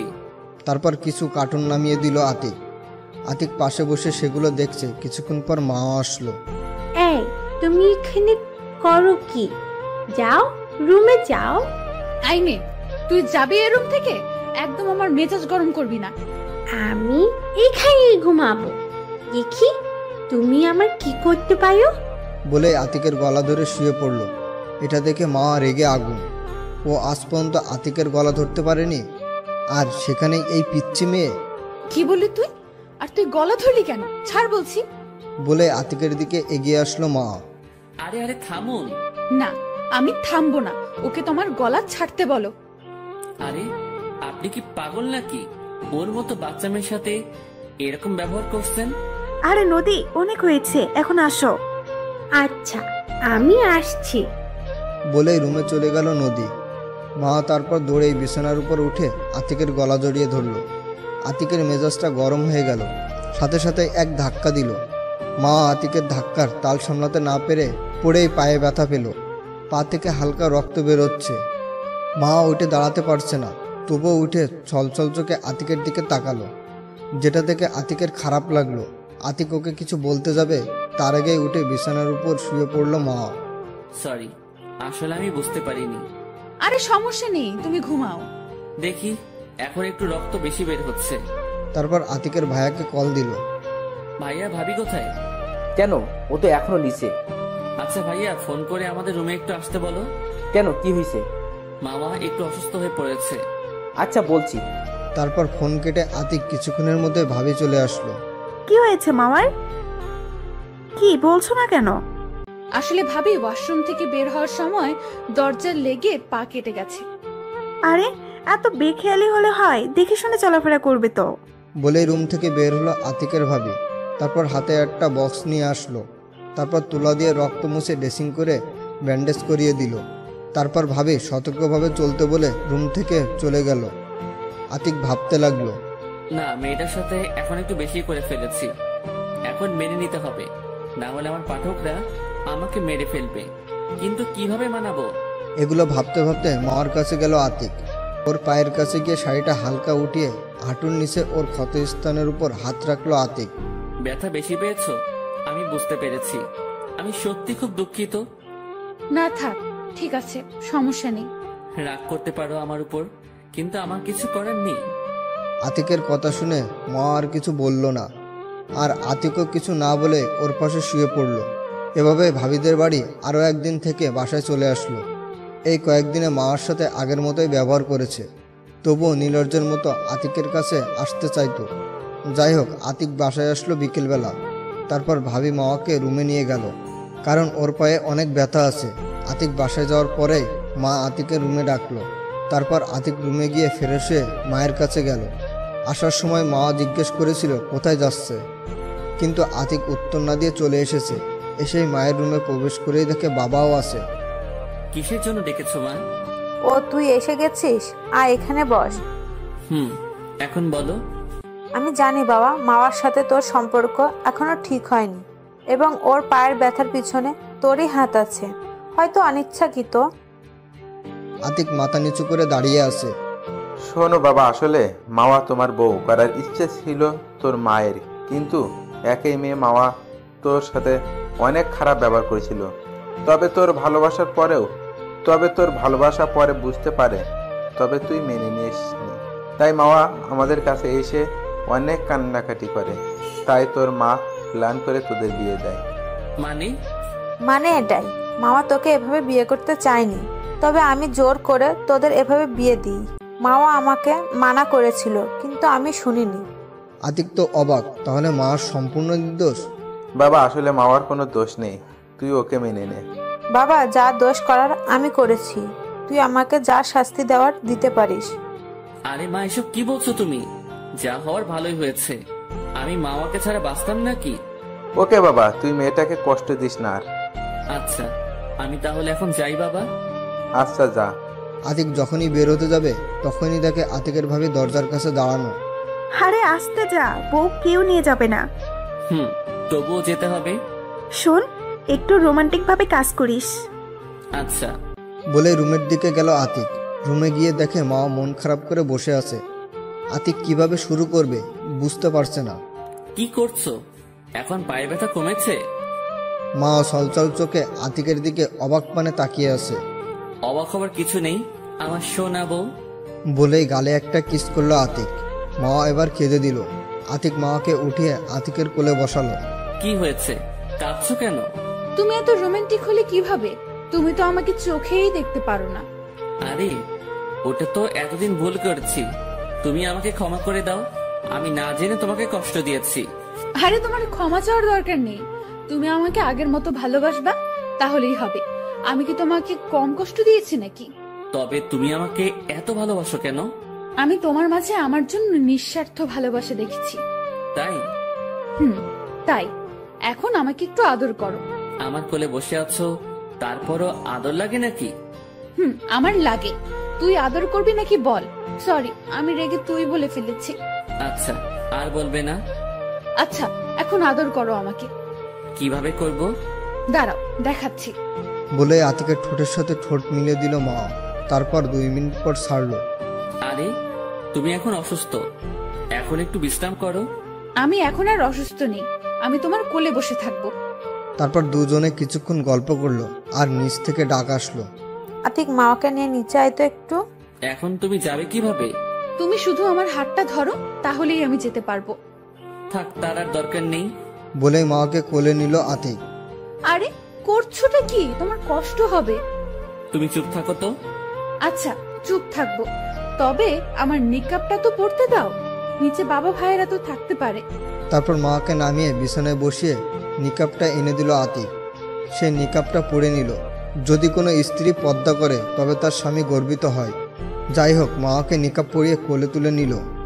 মা আতিকের গলা জড়িয়ে ধরল, তারপর নিচে গেল। আতিক যখন সিঁড়ি দিয়ে নামছিল তখনই মা নিচে তাকিয়ে দেখে সবাই তাদের দিকে তাকিয়ে আছে, আর সাথে সাথে লজ্জায় আতিকের বুকে মুখ লুকালো। তারপর আতিক নিচে নেমে খাবার টেবিলে গেল। আরে ওকে এখন আনছিস কেন? আমাদের খাওয়া শেষ হলে নিয়ে আসছি। সমস্যা নেই বাবা, আপনারা খান, আমি এখানে খাওয়া শেষ হলে পরে খাবো। আচ্ছা। বাবা, আর একটা কথা ছিল। বলো মা। বাবা, আমি আর কলেজে যাব না, মায়ের সাথে হেল্প করব। এই, আমিও কিন্তু আছি। আচ্ছা, তোমরা যা করো, সমস্যা নেই। আচ্ছা। আমি আমার টাকা জমিয়েছিলাম, এখন তা দিয়ে আমি একটা কোম্পানি করতে চাই, যেটা এখন হাবিব চালাবে। আমি সাহায্য করব, আর আতিকের লেখাপড়া শেষ হলে আতিকও কাজ করবে, আমি বিশ্রাম নিব। আচ্ছা আব্বা। তারপর সবাই খাওয়া দাওয়া করলো এবং মা খাওয়া শেষে ওকে নিয়ে রুমে গেল আতিক। তারপর ওকে নামালো, আতিকও ওর পাশে শোলো। আমার একটা আবদার রাখবে? বলো।